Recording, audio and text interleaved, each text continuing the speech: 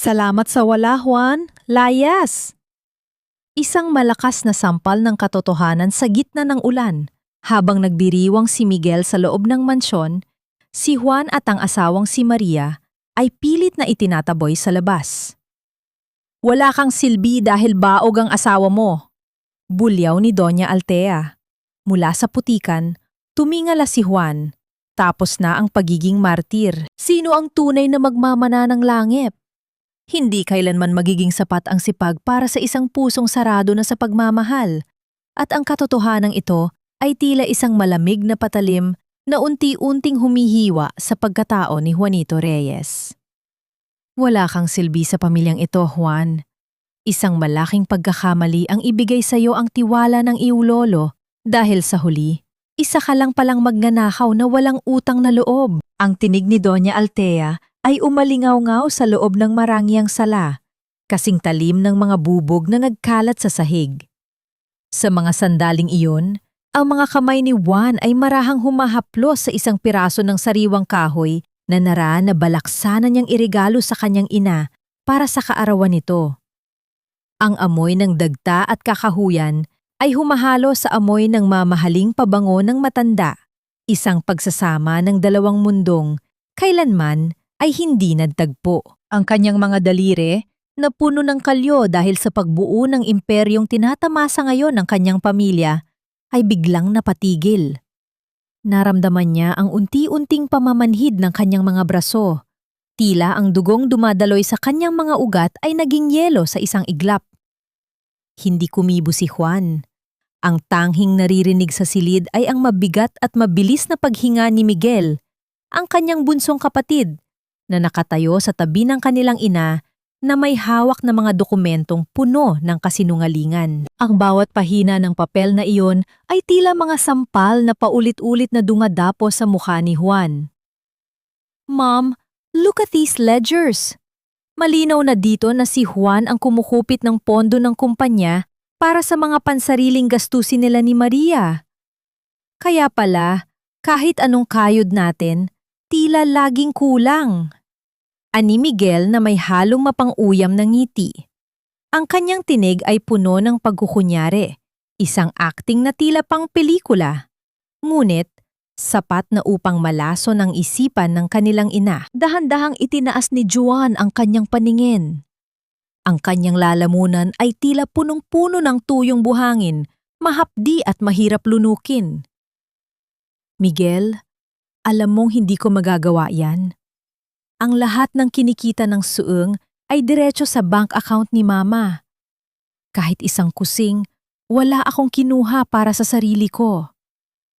Isang malakas na tunog ng palad na tumama sa pisngi ni Juan ang bumasag sa katahimikan. Ang lakas ng impact ay naging sanhi upang tumagilid ang kanyang mukha, at ang lasa ng sariling dugo ay unti-unting kumalat sa kanyang bibig. Hindi ang sakit ng sampal ang nagpaiyak sa kanya, kundi ang pot na nakita niya sa mga mata ng babaeng nagluwal sa kanya sa mundo. Huwag mong tawaging sinungaling ang kapatid mo. Si Miguel ang may anak. Si Miguel ang may tagapagmana ng dugong Reyes. Ikaw, ano ang naibigay mo sa akin? Isang baog na asawa at kahihiyan. Sigaw ni Doña Altea. Ang bawat salita ay tila isang mitsa na sumusuno sa natitirang pag-asa sa puso ni Juan. Inuubos mo ang pera ng pamilyang ito para sa mga gamot ni Maria, para sa isang sinapupunang tuyo pa sa disyerto. You are a curse to this family, Juanito. Sa mga sandaling iyon, pumasok si Maria sa sala. Ang kanyang mga mata ay naniningkit sa takot, at ang kanyang katawan ay nanginginig habang nakikita ang kanyang asawa na hinahamak. Lumapit siya kay Juan, pilit itong inaalalayan. Ngunit bago pa man niya mahawakan ang asawa ay itinulak siya ni Miguel. Ang puwersa ng pagtulak ay naging sanhi upang mapaupo si Maria sa sahig, at ang kanyang mga luha ay nagsimulang pumatak. Tahimik, ngunit puno ng pighati. Layas! Na yun din! Lisanin ninyo ang bahay na ito! Deklara ni Doña Altea habang itinuturo ang pintuan. Walang nagawa si Juan, kundi yakapin ang nanginginig na asawa. Wala silang dalang anuman, kundi ang mga damit na suot nila at ang lumang bag ng mga kagamitan sa pag-uukit na iniwan ng kanyang lolo. Habang naglalakad sila palabas, ang malalaking pintong gawa sa nara ay isinara ng may matinding lakas, dahilan upang mayumig ang buong paligid at tila gumuho ang langit sa kanilang ulunan. Ang ulan ay nagsimulang bumuhos ng malakas, tila nakikiramay sa bigat ng kanilang nararamdaman. Ang bawat butil ng tubig na humahampas sa kanilang balat ay kasiing lamig ng pagtrato ng sarili niyang pamilya. Sa gitna ng madilim na kalsada, habang ang putik ay kumakapit sa kanilang mga paa, tumigil si Juan. Lumingon siya sa malaking mansyon na unti-unting lumalabo sa paningin dahil sa kapal ng ulan. Sa isa sa mga bintana sa itaas na palapag, isang anino ang nakatayo. Isang figurang hindi gumagalaw, nanonood sa kanilang paghihirap. Ang kanyang puso ay kumikirot sa tanong na tila walang kasagutan. Saan humahantong ang katapatan kapag ang mismong dugong nananalaytay sa iyong mga ugat ang siyang nagtataksil sa iyo? Tumalikod si Juan.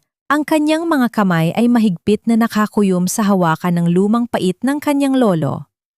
Alam niyang ito na ang huling pagkakataon na luluha siya dahil sa pamilyang Reyes. Sa bawat hakbang papalayo, ang hapdi ng pagtaksil ay nagiging isang matigas na determinasyon. Ngunit sa gitna ng kadiliman, isang katanungan ang pilit na humahabol sa kanyang isipan. Sapat na ba ang pag-ibig ni Maria upang itayo siyang muli mula sa pagkakaukit ng bihag na ito? O tuluyan na siyang magiging isang piraso ng kahoy na itatapon at mabubulok sa limot? Ang mga titik sa lumang papel ay tila mga bakas ng paa sa buhangin. Unti-unting nabubura ng panahon, ngunit nananatiling malinaw sa paningin ng isang taong uhaw sa pag-asa. Sa gitna ng malamig na gabi sa Baguio, binasa ni Juan ang huling habilin ng kanyang lolo at ang bawat salita ay tila isang mainit na haplos sa kanyang sugatang kaluluwa. Juanito, ang kahoy ay hindi lamang isang materyales. Ito ay may buhay, may diwa, at may alaala. Ang tunay na sikreto ng mga Reyes ay hindi nasa ginto, kundi sa paraan kung paano natin nililinis ang galit ng puno bago ito maging kagamitan. Ang tawag dito ay paglilinis ng diwa ng kahoy. Kapag ang isang manghingilid ay may madilim na puso, ang kahoy ay mabubulok at kakainin ng sarili nitong pait. Naintindihan na ni Juan kung bakit ang mga kasangkapang ginagawa ni Miguel sa Maynila ay unti-unting nasisira. Ang kasakiman at puot ay tila isang anay na sumisira sa pundasyon ng kanilang kumpanya. Sa kabilang banda, ang paraang itinuturo ng kanyang lolo ay nangangailangan ng pasensya, paggalang sa kalikasan at isang malinis na intensyon. Ito ang susi na hindi kailanman nakuha ni Miguel dahil ang puso nito ay puno ng inggit. Kinabukasan, sa ilalim ng mapusyaw na sikat ng araw na pilit na sumisilip sa makapal na hamog, naglakad si Juan patungo sa isang maliit at lumang lumberyard sa gilid ng kalsada. Ang amoy ng sariwang tablon at basang lupa ay nagbigay sa kanya ng panibagong lakas. Ang may-ari, si Mang Teroy, ay isang matandang lalaki na may mukhang tila balat ng punong kahoy sa dami ng kulubot. Ngunit may mga matang matalas at mapanuri. Boss, kahit anong trabaho po. Marunong akong magbuhat, marunong akong mag-ayos ng mga kagamitan. Kailangan ko lang po ng pantusto sa gamot ng asawa ko. Pakumbabang pakiusap ni Juan. Ang kanyang mga kamay, na dati ay humahawak ng mga mamahaling kontrata, ay handa ng muling mabahiran ng dumi at dagta. Tiningnan ni Mang Teroy ang mga kamay ni Juan. Ang mga kamay na yan ay hindi lamang para sa pagbubuhat. May kwento ang mga kalyo mo, iho. Sige, magsimula ka sa pag-aayos ng mga reject na nara doon sa sulok. Kung magagawa mong mapakinabangan ang mga yan, may pwesto ka rito. Sa loob ng ilang araw, naging tahimik na manggagawa si Juan. Habang ang ibang tauhan ay nagmamadali, siya ay palihim na gumagamit ng teknik na itinuro ng kanyang lolo. Kinakausap niya ang kahoy. Hinahaplos ang bawat hibla nito ng may pagmamahal at ginagamitan ng natural na langis at init upang ilabas ang tunay nitong ganda.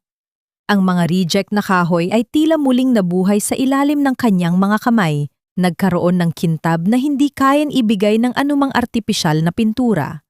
Ngunit ang katahimikan ni Juan ay mabilis na nabulabog. Isang hapon, habang siya ay nag-iisa sa likod ng suwang, napansin niya ang isang lalaking may takip ang mukha na mabilis na lumabas mula sa bodega ng mga panggatong. Bago pa man makapagsalita si Juan, naramdaman niya ang isang kakaibang yanig sa lupa. Ang malalaking troso ng nara na maayos na nakasalansang sa itaas ay nagsimulang gumulong pababa. Ang mga tanikala na dapat ay humahawak sa mga ito ay tila sadyang kinalas, dahilan upang ang dambuhalang bigat ng mga kahoy ay bumulusok patungo sa direksyon ni Juan. Walang anumang hudyat, walang anumang tinig ng babala, kundi ang mabigat na paghampas ng kahoy sa lupa na lumilikha ng alikabok at panganib sa bawat pag-ikot. Napatalon si Juan sa gilid, ngunit ang kanyang kanang binti ay naipit sa pagitan ng dalawang malalaking tablon. Ang sakit ay tila isang kidlat na gumuhit sa kanyang buong katawan, dahilan upang ang kanyang paningin ay magdilim sa tindi ng hapdi. Habang siya ay nakahiga sa lupa, dumi at dugo ang humahalo sa kanyang pawis. Nakita niya ang anino ng lalaki na nakatayo sa di kalayuan, malamig na nanonood, bago tuluyang maglaho sa dilim ng mga puno. Sa sandaling iyon, ang tanging nasa isip ni Juan ay hindi ang kanyang sariling buhay, kundi ang mukha ni Maria na naghihintay sa kanilang munting dampa. Kung mawawala siya, sino ang mag-aalaga sa kanyang asawa? Habang unti-unting nawawalan ng malay, isang tanong ang naiwan sa kanyang isipan na tila isang tinik na hindi mabunot. Hanggang saan aabot ang galamay ni Miguel upang siguraduhing hindi na siya muling makakatayo? At sapat ba ang mga lihim ng kanyang lolo upang protektahan siya sa isang laban na hindi lamang kahoy ang nakataya, kundi ang mismong hininga niya? Sa gitna ng marangyang liwanag ng mga kristal na chandelier sa mansyon ng mga Reyes sa Maynila, ang halimuyak na mamahaling alak at imported na pabango ay tila isang makapal na kumot na nagtatago sa baho ng kabulukan sa loob ng tahanan.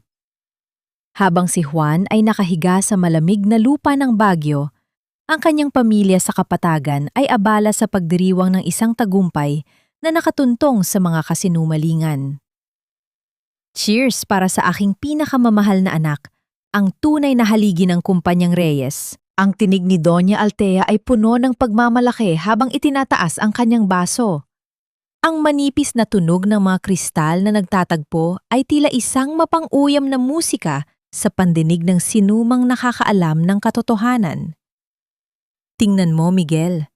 Sa loob ng ilang buwan, mula nang lisanin tayo ng taong yon, mas lalong kuminang ang ating pangalan. Sinasabi ko na sa'yo, malas talaga ang hatid ng kapatid mo at ng asawa niyang walang silbi. Mumiti ng malapad si Miguel. Ngunit ang kanyang mga mata ay hindi mapakali, tila may mga aninong pilit niyang iniiwasan. Ang kanyang suot na mamahaling relo ay kumikislap sa bawat galaw ng kanyang kamay, isang simbolo ng kayamanang hindi niya pinaghirapan. Of course, Mom.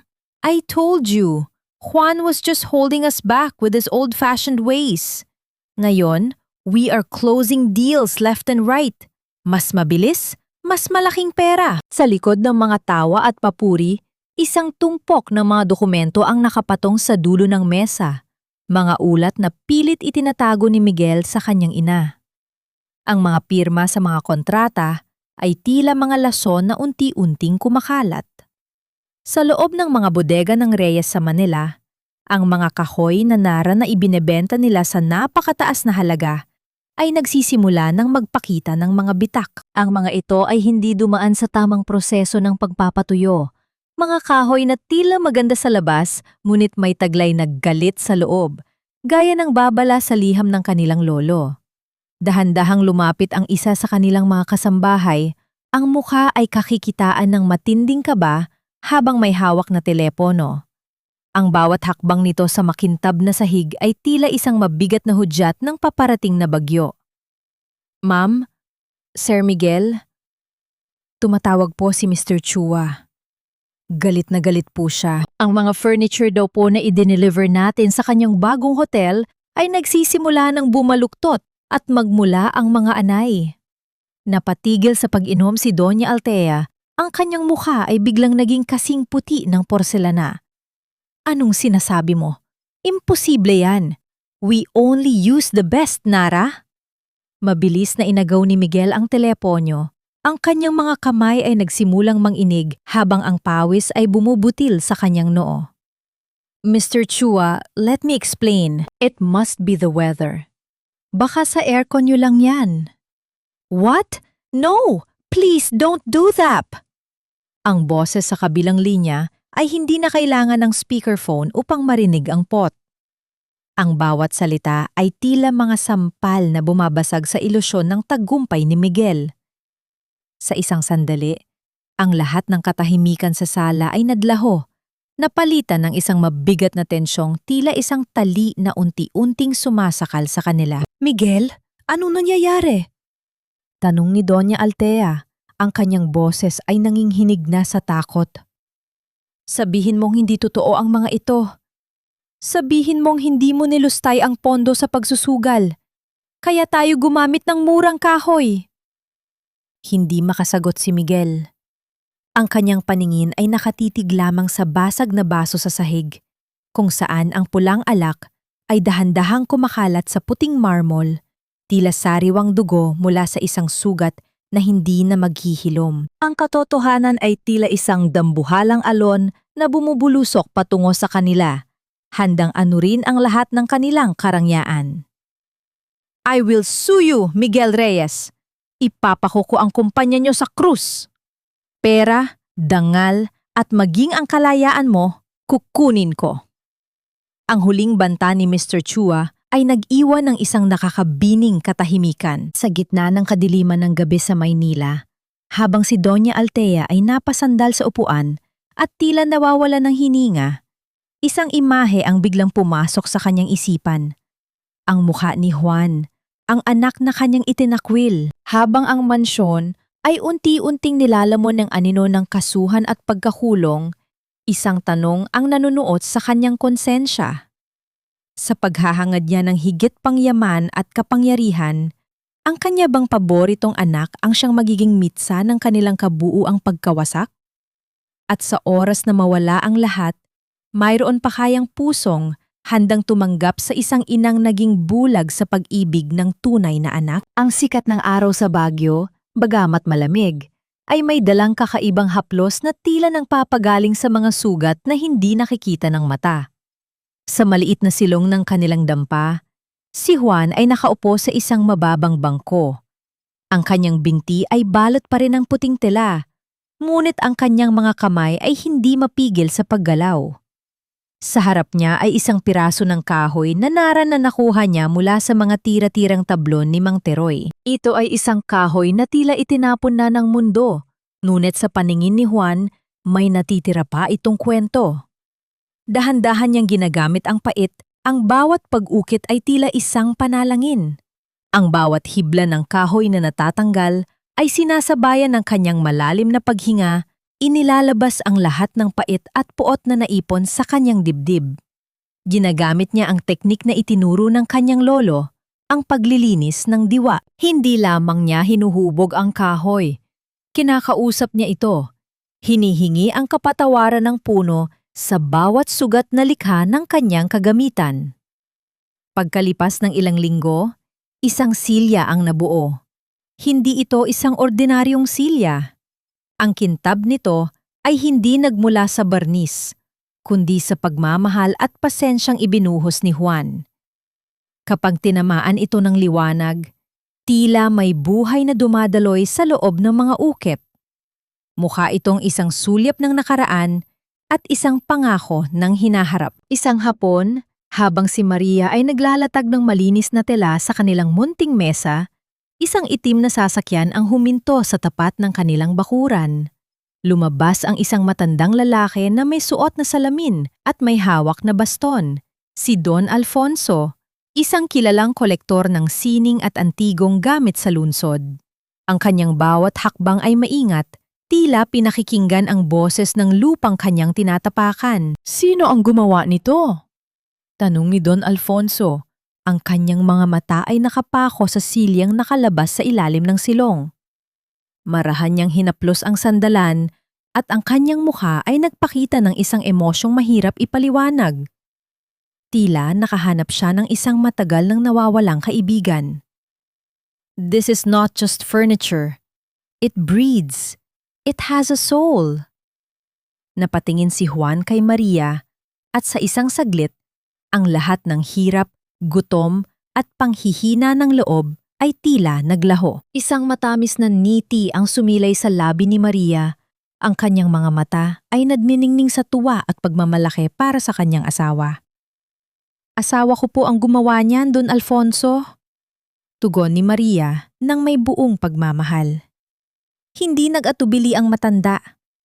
Binili niya ang silya sa halagang hindi kailanman inakala ni na Juan na mahahawakan nila sa kanilang buhay.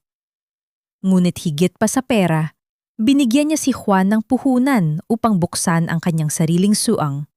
Ang likas, diwa. Ito ang simula ng kanilang muling pagbangon, isang patunay na ang tunay na ginto ay nasa pagkatao at hindi sa pangalan. Nang gabing yon, habang ang lamig ng Bagyo ay unti-unting nanunuot sa loob ng kanilang bahay, nagluto si Maria ng mainit na sopas. Naupo sila sa sahig, magkayakap, habang pinagmamasdan ang mga bagong kagamitan na nabili ni Juan para sa kanyang suang. Sabi ko sa iyo, Juan, hindi tayo pababayaan ng Diyos. Bulong ni Maria habang isinasandal ang kanyang ulo sa balikat ng asawa. You are more than what they said about you. Hinawakan ni Juan ang kamay ni Maria. Dahan-dahang pinagsasama ang kanilang mga daliri. Ang bawat haplos ay puno ng pangako ng proteksyon at walang hanggang pasasalamat. Sa mga sandaling iyon, wala ng Doña Altea o Miguel sa kanilang isipan. Tila sila lamang dalawa ang tao sa mundo, binabalot ng katahimikan at ng pag-asang kailanman ay hindi na muling mabubali. Gayunpaman, ang kapayapaan ay tila isang mabilis na anino. Matapos ang kanilang hapunan, lumabas si Maria upang kuhanin ang mga sinampay na nakalimutang ipasok. Ang kadiliman ng gabi ay nababalot ng makapal na hamog, dahilan upang maging malabo ang kapaligiran. Habang kinukuha ni Maria ang huling piraso ng damit, naramdaman niya ang isang matinding panlalamig sa kanyang batok, hindi dahil sa hangin, kundi dahil sa pakiramdam na may matang nakatingin sa kanya. Lumingon siya sa direksyon ng malaking puno ng pino sa dulo ng kanilang bakuran. Doon, sa ilalim ng malamig at madilim na anino, nakita niya ang isang figura ng lalaki. Kahit malabo ang paligid, kilala ni Maria ang tindig na iyon, ang paraan ng pagtayo na puno ng kayabangan at pot. Ang kanyang puso ay tila tumigil sa pagtibok nang makita ang liwanag ng isang sigarilyo na dahan-dahang lumapit sa mukha ng lalaki. Inilalantad ang pamilyar na mga mata ni Miguel. Bakit narito si Miguel? Paano niya nahanap ang kanilang munting paraiso? Ang takot na akala ni Maria ay nabaon na sa Maynila ay biglang bumangon na parang isang halimaw mula sa ilalim ng lupa. Habang si Miguel ay nakatitig sa kanya ng may mapang uyam ng ngiti bago muling maglaho sa kadiliman, isang tanong ang nanatiling nakabitin sa malamig na hangin ng Bagyo. Ang tagumpay ba ni Juan ang siyang magiging mitsa? Upang tuluyan na silang burahin ni Miguel sa mundong ito? At sapat ba ang kanilang pag-ibig upang talunin ang isang kasamaan na hindi tumitigil hanggat hindi nakakakita ng dugo at pagkawasap? Ang pag-ibig ay hindi lamang nasusukat sa mga salitang binibigkas sa ilalim ng liwanag ng buwan, kundi sa mga tahimik na sakripisyong ginagawa sa gitna ng kadiliman, kung saan ang tanging saksi ay ang sariling pusong nagdurusa. Sa lungsod ng Bagyo, habang ang mga pino ay sumasayaw sa ihip ng malamig na hangin, isang mas malalim na giniginaw ang nararamdaman ni Maria. Ang giniginaw ng pangamba para sa kinabukasan ng lalaking kanyang pinili. Sa loob ng munting sung na likas diwa, nakita ni Maria si Juan na nakasubsob sa kanyang mesa. Ang liwanag ng lampara ay nagpapakita ng malalalim na itim sa ilalim ng kanyang mga mata at ang pangangatog ng kanyang mga kamay dahil sa sobrang pagod at gutom. Kanina pa dumating ang may-ari ng lupa. Ang kanyang mga hakbang sa labas ay tila mabibigat na babala na ang oras nila ay nauubos na. Kung hindi sila makakapagbayad ng upa para sa buwan na ito, ang lahat ng pangarap ni Juan nakakasimula pa lamang ay muling mawawalis na parang alikabok. Mahal, magpahinga ka na muna. I have some soup here. Malambing na tawag ni Maria. Ngunit sa loob-loob niya, ang kanyang puso ay tila pinipiga.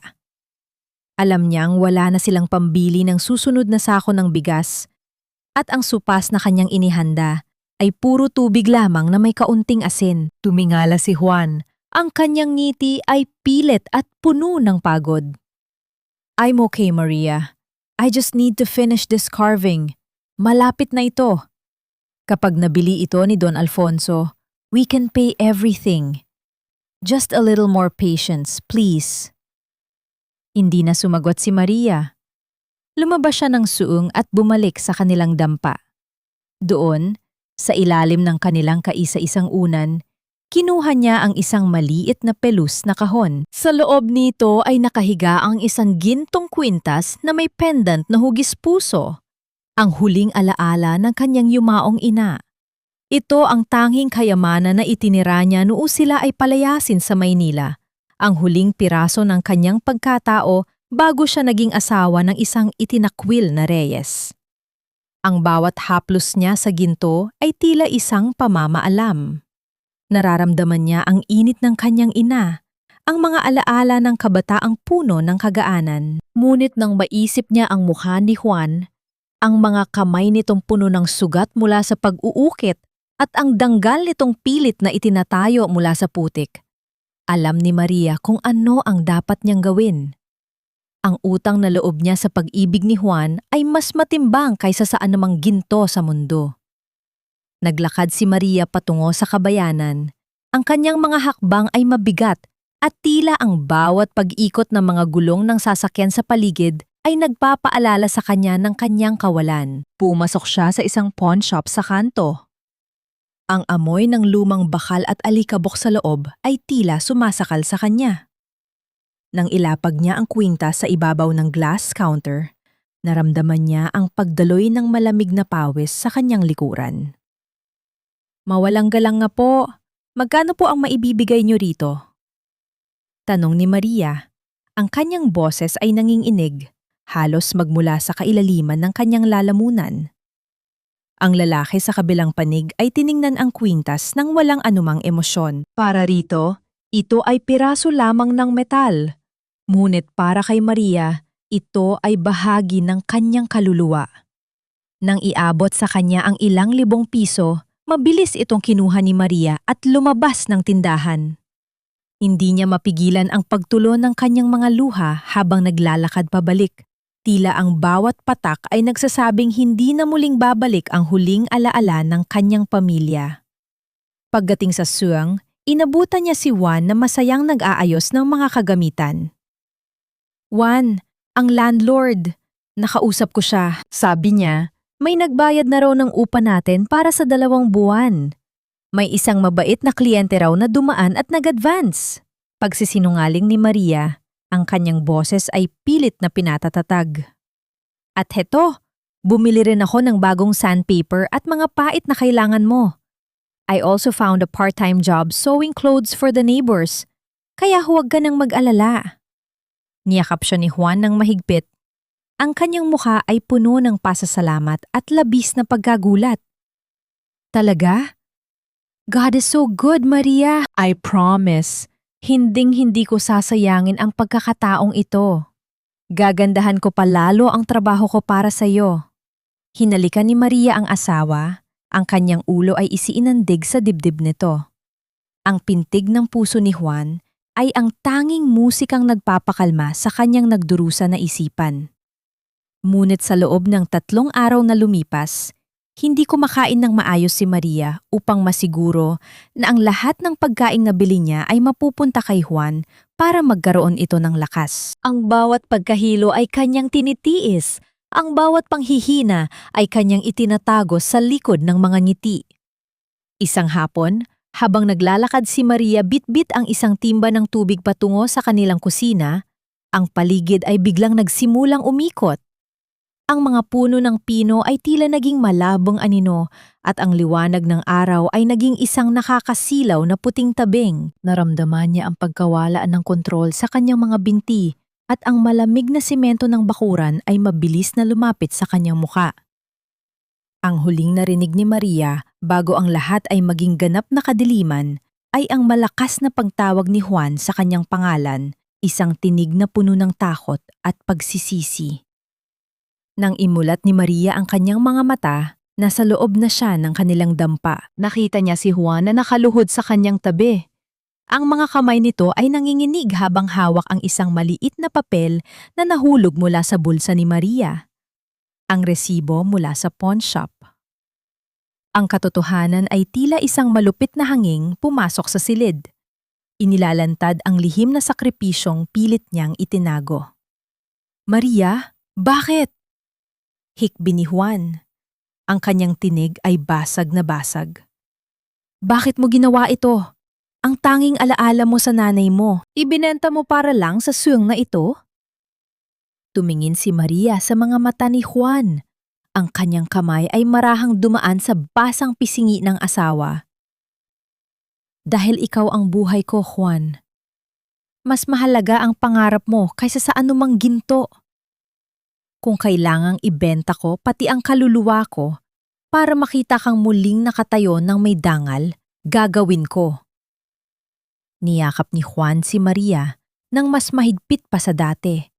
Ang kanilang mga luha ay nagsama, lumilikha ng isang matamis at mapait na sandali ng katotohanan. Ngunit sa gitna ng kanilang pagdadalamhati, isang katanungan ang nananatiling nakabitin.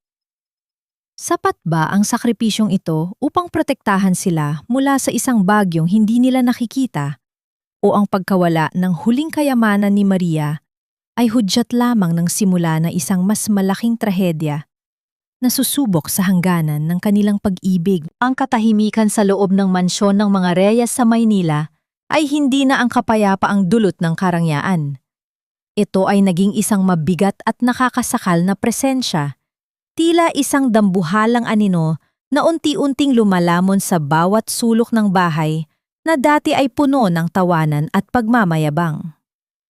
Ang mga chandelier na dati ay nagpakinang sa bawat pagtitipon ay tila nawala na ng kislap, nababalutan ng alikabok ng kapabayaan at ang lamig ng papalapit na kawalan. Sa loob ng kanyang silid, nakaupo si Doña Altea sa harap ng kanyang antigong salamin. Ang kanyang mga kamay na dati ay puno ng mamahaling hiyas ay nanginginig na ngayon habang hawak ang isang listahan ng mga ari-ariang nakatagdang hatake ng bangko.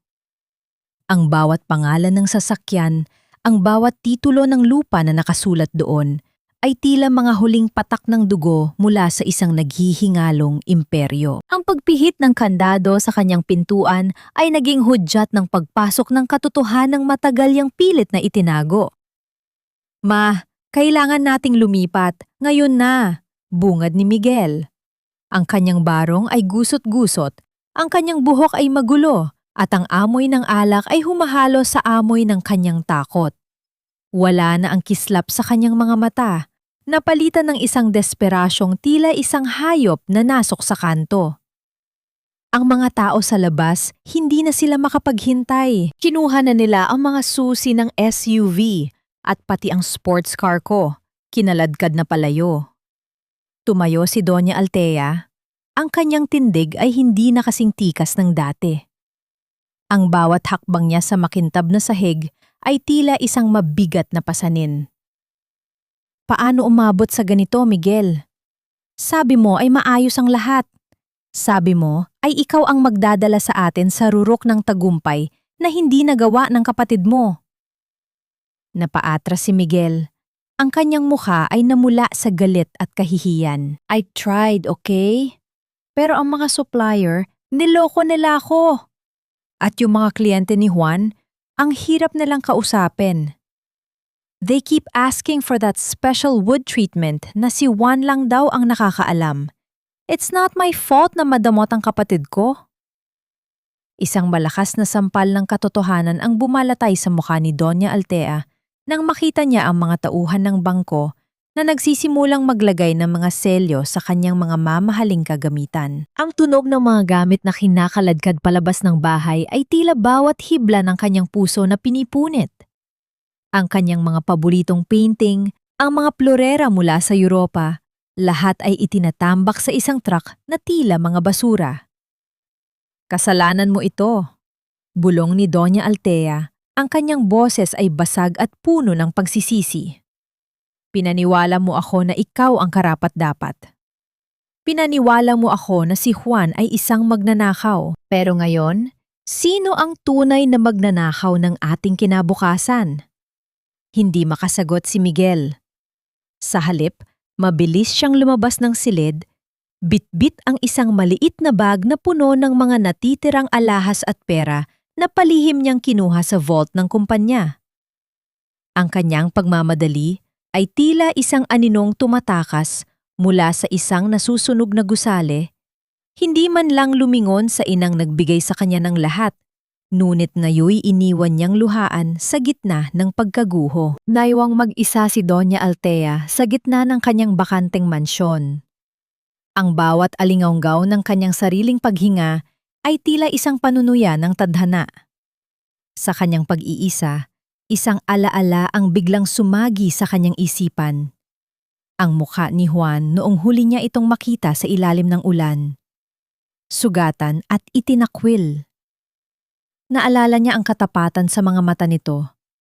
Ang pagmamahal na hindi niya kailanman binigyan ng halaga dahil lamang sa bulag na pag-ibig sa kanyang bunsong anak. Isang puting sobre ang iniwan sa ibabaw ng mesa ng isang lalaking nakauniporme bago ito tuluyang lumabas at isara ang gate ng mansyon. Dahan-dahang binuksan ni Doña Altea ang sobre. Ito ay hindi lamang isang subpina.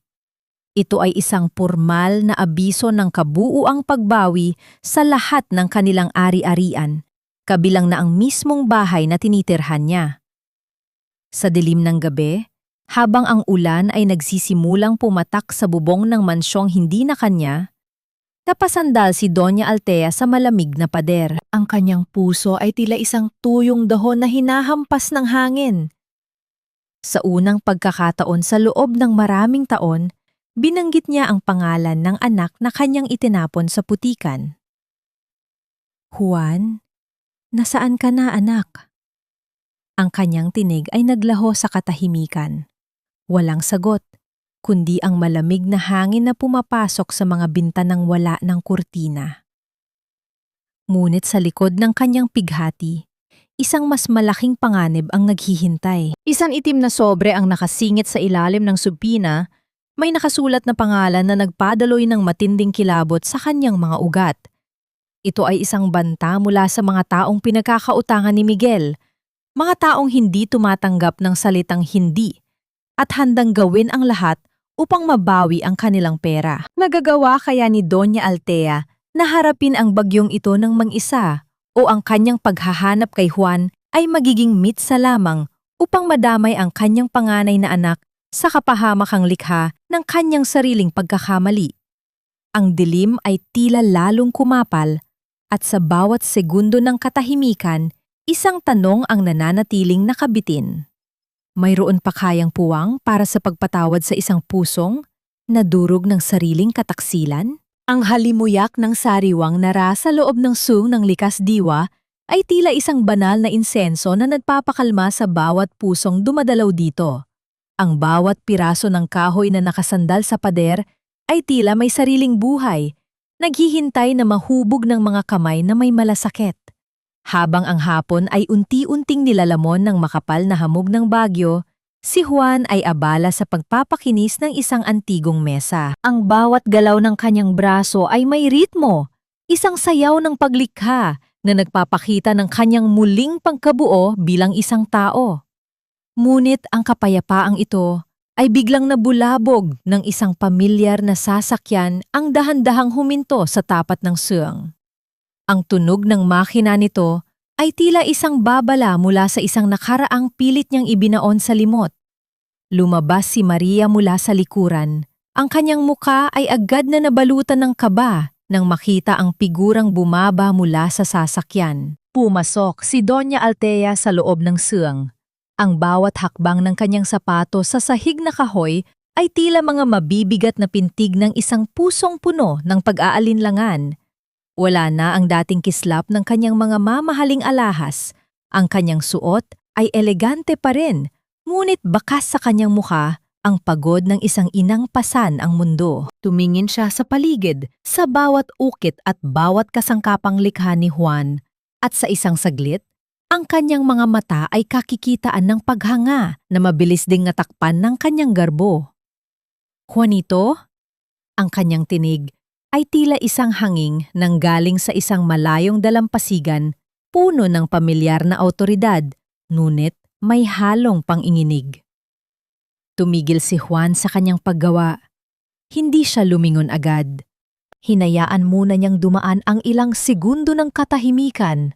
Dinarama ang bigat ng presensya ng inang nagtapon sa kanya sa putikan. Nang sa wakas ay humarap siya, ang kanyang mga mata ay kalmado. Wala na ang pot, wala na ang pait. Tanging isang malalim na dagat ng pag-unawa ang naroon. "Mama," tugon ni Juan. Ang salitang iyon ay tila isang banyaga sa kanyang sariling dila, isang titulong matagal nang nawala ng kahulugan. "Nakita ko ang mga gawa mo, Juan. Sinasabi ng lahat na ikaw na ang pinakamagaling na mang-uukit dito sa norte." Simula ni Doña Altea habang dahan-dahang lumalapit sa mesa. Ang kumpanya natin sa Maynila, si Miguel, nasa panganib ang lahat. Ang mga kliyente ay nagkakagulo. "We need you, Juan. Higit sa lahat, kailangan namin ang sekretong itinago ng lolo mo para sa iyo." Isang mapait na ngiti ang sumilay sa labi ni Juan. "Narito po ba kayo dahil kailangan niyo ako? O dahil kailangan niyo ang sekretong magliligtas sa kayamanan niyo?" Napatigil si Doña Altea. Ang kanyang mga kamay ay mahigpit na nakahawak sa kanyang bag.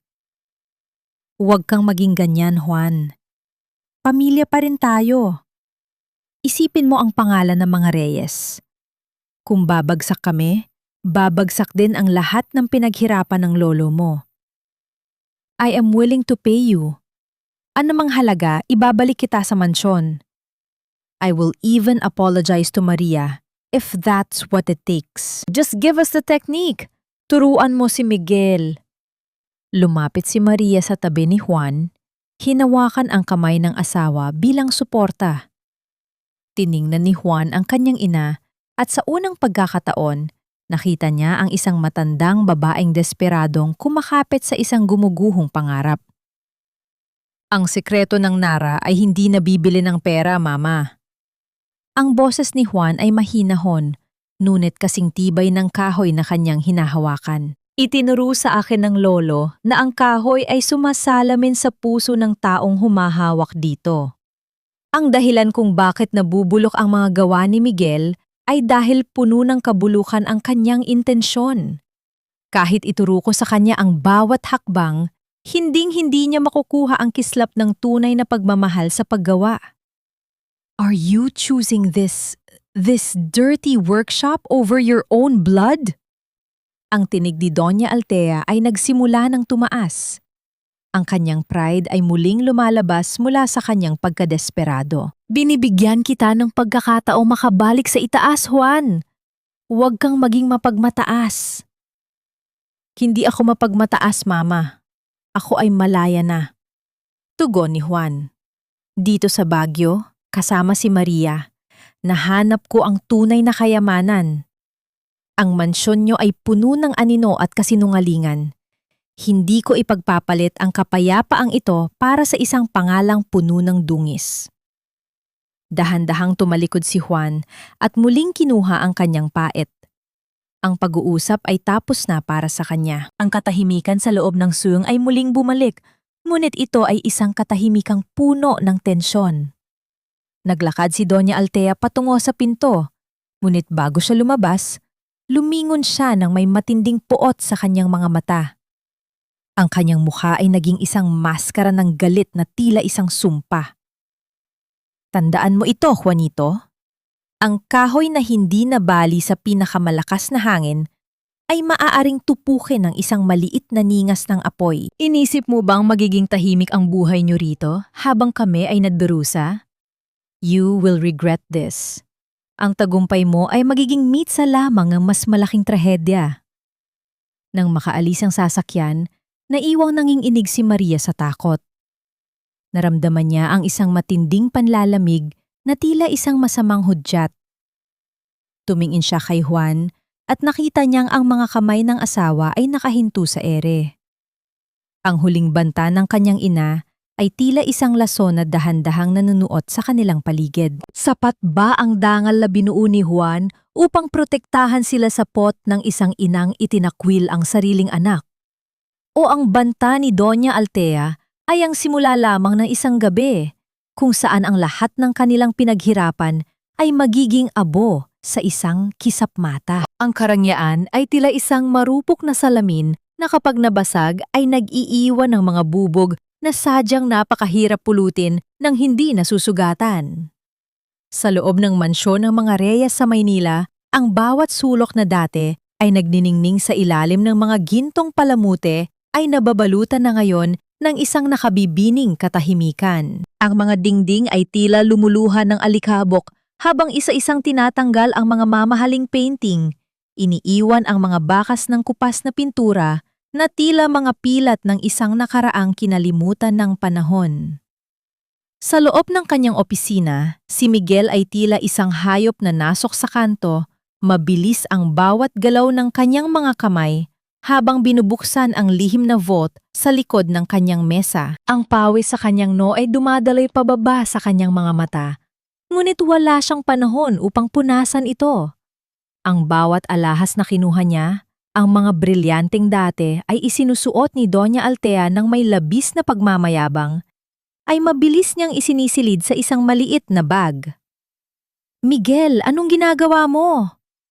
Ang boses ni Doña Altea ay nanggaling sa pintuan, mahina at tila isang hanging nagdadala ng matinding pangamba. Nakatayo ang matanda doon. Ang kanyang mga kamay ay mahigpit na nakakapit sa kanyang dibdib. Pinagmamasdan ang kanyang paboritong anak na tila isang estranjero. Lumingon si Miguel. Ang kanyang mga mata ay nanlilisik at wala ng bakas ng paggalang. Kailangan nating mabuhay, Ma. Ang kumpanya ay wala na. Ang mga utang natin ay abot langit na. Hindi ako papayag na mabulok sa kulungan dahil lang sa mga pagkakamali mo at ni Juan. Napaatras si Doña Altea. Ang kanyang puso ay tila pinipiga ng isang dambuhalang kamay. Pagkakamali ko? I gave you everything, Miguel.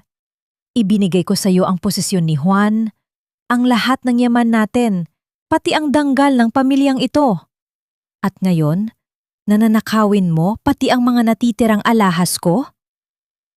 Don't act like a saint now, Ma. Sigaw ni Miguel. Ang kanyang tinig ay puno ng pot at kawalang hiyaan. You chose me because I gave you a grandson. You chose me because I told you what you wanted to hear. Ngayon, kailangan ko nang umalis bago pa dumating ang mga pulis. I have my own life to save. Bit-bit ang bag ng mga alahas o bilis na nilampasan ni Miguel ang kanyang ina. Sinubukan siyang pigilan ni Doña Altea. Hinawakan ang braso nito nang may kasamang pagsusumamo. Ngunit, ang tanghing nakuha niya ay isang marahas na pagbawi ng braso na naging sanhi upang siya ay mawala ng balanse at mapaupo sa malamig na sahig. Ang tunog ng mabilis na paglakad ni Miguel papalayo ay tila bawat pintig ng puso ni Doña Altea na unti-unting namamatay. Miguel, huwag mo akong iwan!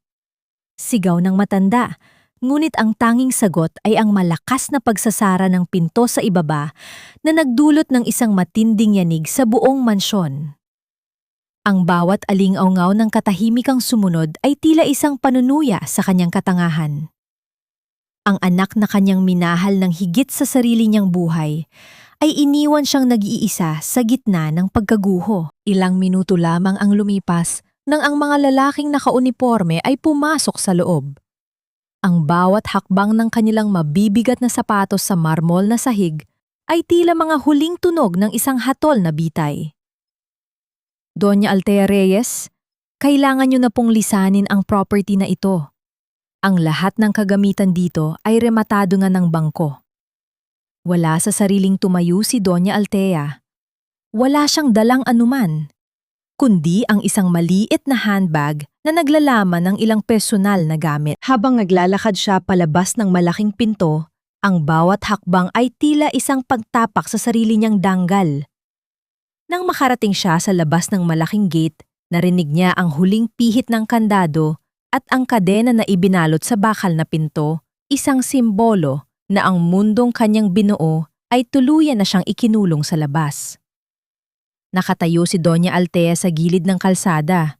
Ang ulan sa Maynila ay nagsimulang pumatak. Kasing lamig ng katotohanang wala na siyang matutuluyan. Ang mga taong dati ay yumuyukod sa kanyang harapan ay wala na. Ang mga kaibigang kasalo niya sa mararanyang party ay hindi na sumasagot sa kanyang mga tawag. Ang kanyang buhok ay basa na ng ulan. Ang kanyang mamahaling damit ay nabahira na ng dumi mula sa mga dumaraang sasakyan. Sa gitna ng kanyang kawalan, isang imahe ang biglang nabuo sa kanyang isipan. Ang mukha ni Juan sa Baguio, ang katahimikan ng sung nito, at ang pagmamahal na inialay nito sa kanya sa kabila ng lahat ng kanyang kalupitan. Napatingin si Doña Altea sa kanyang mga palad na nanginginig sa lamig. Sa kanyang pag-iisa, isang tanong ang tila isang kutsilyong humihiwa sa kanyang konsensya.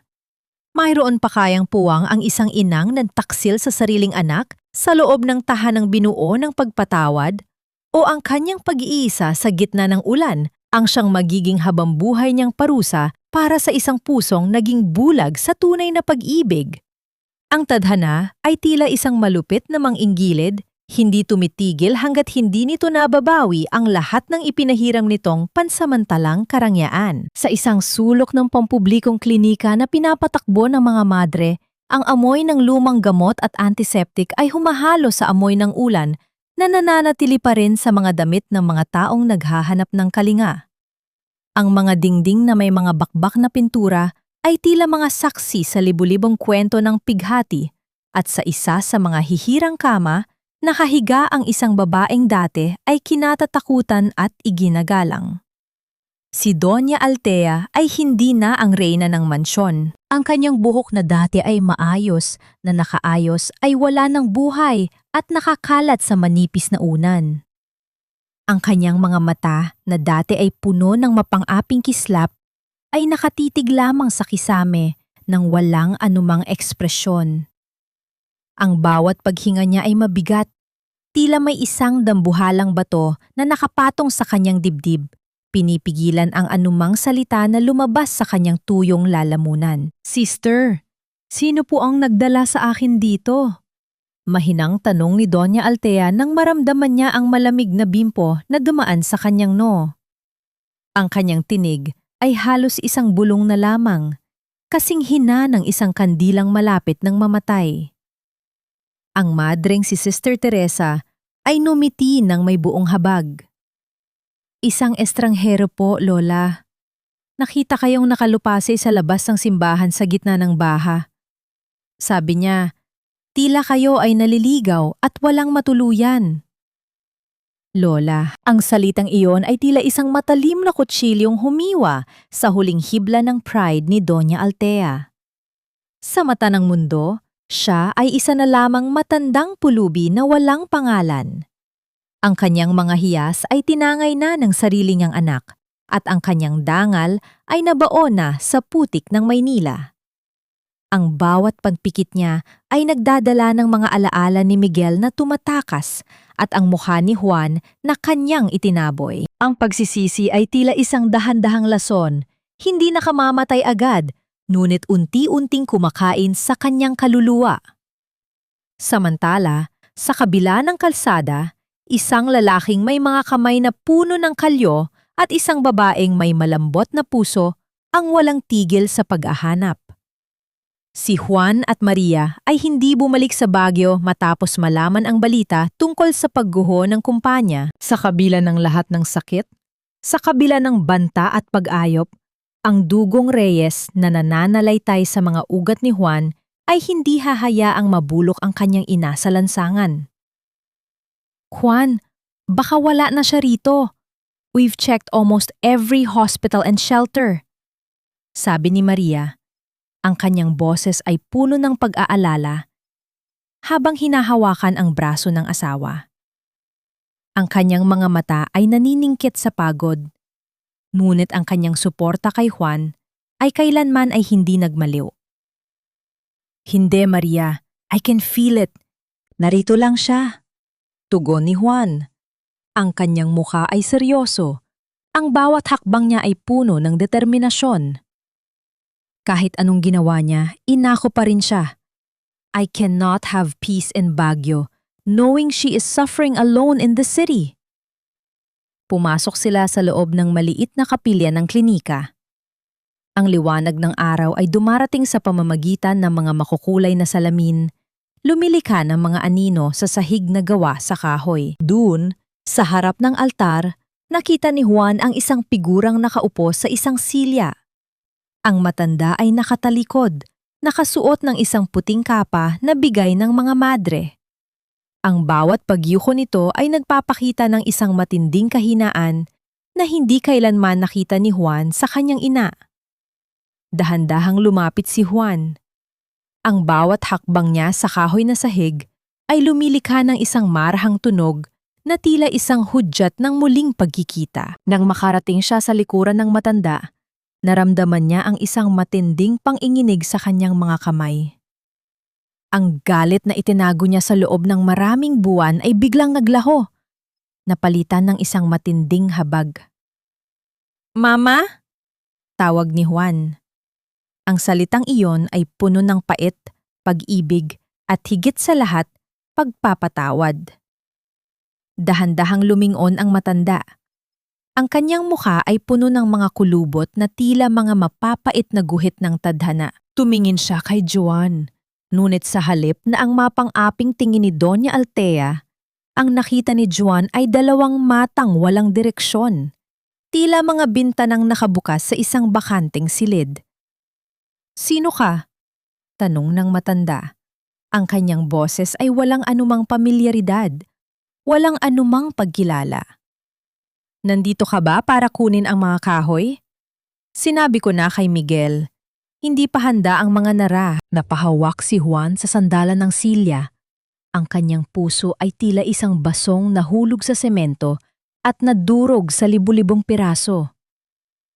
Ang shock ng pagkakatraidor ni Miguel at ang pagkawala ng lahat ay naging sanhi upang magdilim ang gunita ng kanyang ina. Nakalimutan na ni Doña Altea ang lahat. Ang kanyang kayamanan, ang kanyang galit, at maging ang mukha ng anak na tanging nag-aalala sa kanya. "Mama, it's me, si Juan, ang anak niyo!" Hikbi ni Juan habang lumaluhod sa harap ng ina. Kinuha niya ang mga nanginginig na kamay ng matanda at inilapit sa kanyang pisngi. Ang bawat haplos niya ay isang pagsubok na ibalik ang alaala nito. Ngunit ang matanda ay tumitig lamang sa kanya ng may halong takot at kuryosidad. "Juan?" ulit ng matanda.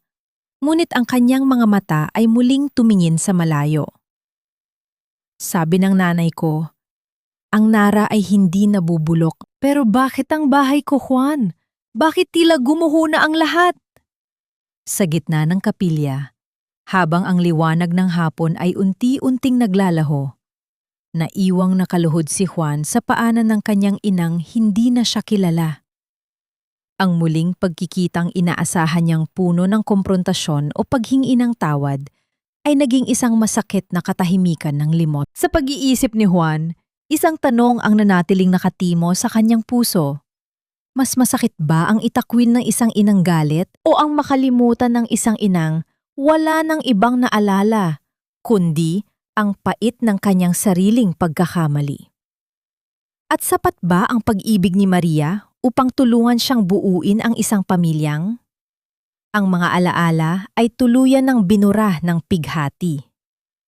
Ang simoy ng hangin sa Baguio ay tila isang banayad na haplos na nagtatangkang hilumin ang mga bitak sa isang pusong matagal lang nagdurusa. Sa loob ng tahanan ni Juan at Maria, ang amoy ng nilagang luya at ang bango ng bagong tabas na kahoy ay naghahalo. Lumilika ng isang atmosperang puno ng kapayapaan na matagal nang ipinaggait ng tadhana. Ngunit sa gitna ng katahimikang ito, may isang bagyo ng damdamin na pilit na sinusupil ni Juan sa tuwing tinitingnan niya ang babaeng nakaupo sa tabi ng bintana. Si Doña Altea ay tila isang estatwang gawa sa marupok na porselana. Ang kanyang mga mata ay nananatiling nakatitig sa mga puno ng pino sa labas, tila may hinahanap na aninong matagal nang nawala. Ang kanyang mga kamay, na dati ay laging nakataas upang mag-utos at magparusa, ay nakapatong lamang sa kanyang kandungan, nanginginig at tila walang direksyon. Isang hapon, habang ang liwanag ng araw ay dahan-dahang naglalaho sa likod ng mga bundok, naghanda si Juan ng isang palanggana ng maligamgam na tubig. Nilagyan niya ito ng ilang piraso ng dahon ng eucalyptus, gaya ng ginagawa ng kanyang lolo noong siya ay bata pa. Lumapit siya sa kanyang ina. Ang kanyang bawat hakbang sa sahig na kahoy ay mabigat sa bigat ng nakaraan. Dahan-dahang lumuhod si Juan sa paanan ng kanyang ina. Hinawakan niya ang mga paa ni Doña Altea. Mga paang dati ay hindi man lang tumatapak sa lupa, ngunit nayo'y puno ng mga sugat at pilat mula sa lansangan ng Maynila. Naramdaman ni Juan ang pag-ikli ng kanyang lalamunan. Ang bawat haplos niya ng basang bimpo sa balat ng ina ay tila isang paghuhuga sa lahat ng mga salitang masakit na binitawan nito sa kanya noon. "Mama, mainit po ba ang tubig?" Mahinang tanong ni Juan. Tumingin sa kanya si Doña Altea. Sa isang saglit, ang kawalan sa kanyang mga mata ay tila napalitan ng isang munting kislap ng kamalayan. Ang kanyang tuyong labi ay gumalaw. Tila may gustong sabihin ngunit walang tinig na lumabas. "I remember this scent." Bulong ng matanda, ang boses ay parang kaluskos ng tuyong dahon. "Ang Nara, ang lolo mo, he always smelled like Nara when he carried you." Napatigil si Juan. Ang kanyang mga luha ay hindi na niya napigilan at dahan-dahang pumatak sa tubig sa palanggana, lumilika ng maliliit na bilog sa ibabaw nito. Ito ang unang pagkakataon na may naalala ang kanyang ina tungkol sa pamilya ng hindi kalituhan o takot ang kasama. Ang pagpapatawad ay hindi isang biglaang pangyayari. Ito ay isang mabagal na proseso ng pag-alis ng bawat tinik sa puso. Sa paglilinis ni Juan sa mga paa ng ina, nadama niyang ang sarili niyang mga sugat ay unti-unti ring nagsasara. Mula sa pintuan, pinagmamasdan sila ni Maria. Ang kanyang mga kamay ay nakahawak sa kanyang dibdib. Ang kanyang mukha ay puno ng matamis na ngiti at luha. Alam ni Maria ang lalim ng sakripisyong ginagawa ni Juan. Ang alagaan ang taong sumira sa iyong dangal ay nangangailangan ng lakas na hindi nanggagaling sa katawan, kundi sa kaluluwa. "Juan!" tawag ni Maria nang lumapit siya upang mag-abot ng tuyong tuwalya. "He is here." Ang kapayapaan sa loob ng silid ay biglang naglaho nang marinig ang tunog ng mabilis na pagtakbo sa labas ng bakuran.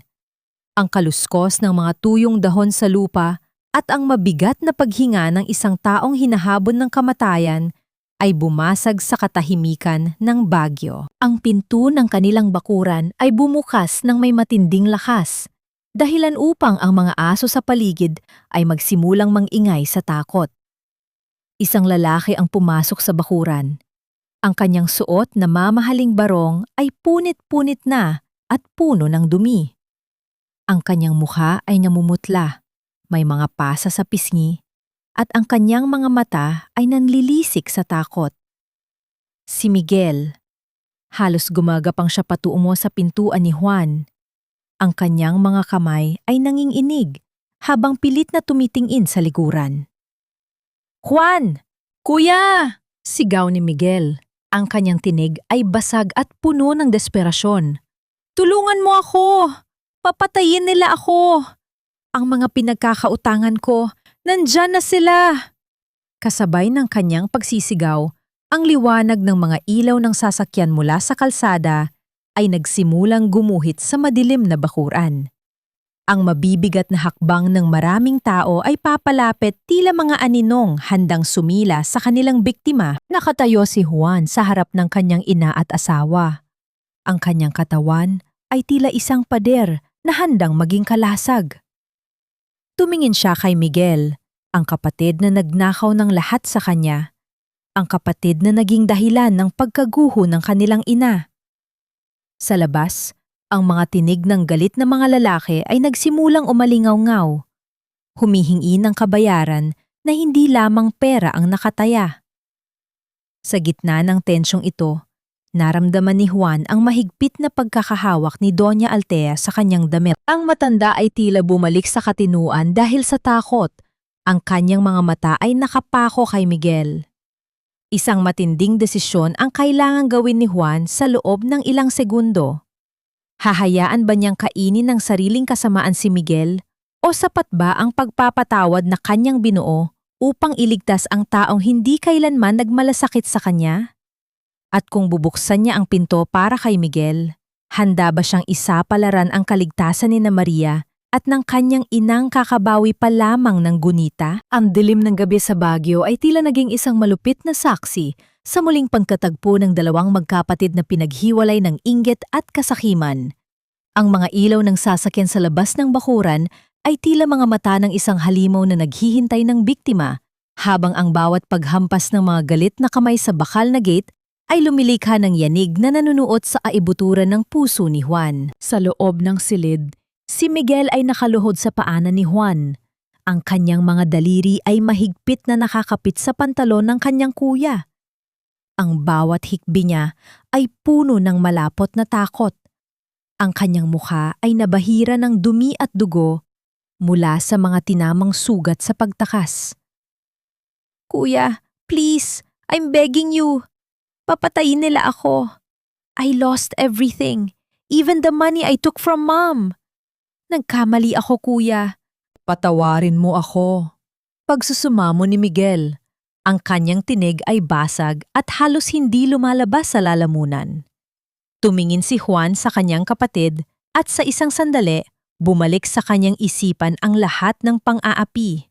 Ang gabi ng ulan sa Maynila, ang sulyap ng mapang-uyam na ngiti ni Miguel habang sila ay itinataboy, at ang mga salitang dumurog sa dangal ni Maria. Ang pot ay tila isang baga na gusto muling mag-apoy sa kanyang dibdib.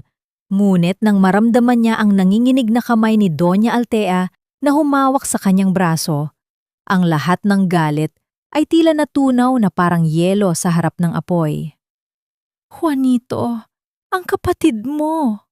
Bulong ni Doña Altea.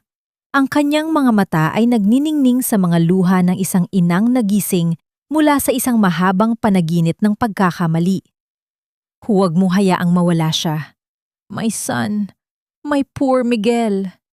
Huminga ng malalim si Juan, isang buntong hiningang nadadala ng lahat ng bigat ng kanyang pagkatao. Dahan-dahan niyang inalis ang mga kamay ni Miguel sa kanyang binti at tumayo ng tuwid. Maria, dalhin mo si Mama at Miguel sa loob ng workshop. Ilak niyo ang pinto. Huwag kayong lalabas anuman ang mangyari. Juan, no! Delikado sa labas! Pigil ni Maria. Ang kanyang mga mata ay puno ng takot para sa asawa. Ngunit nakita niya sa mga mata ni Juan ang isang determinasyong kasing tibay ng pinakamatandang puno ng Nara. Hinawakan ni Juan ang pisiin ni Maria, isang mabilis ngunit madamdaming haplos na nagsasabing magiging maayos ang lahat.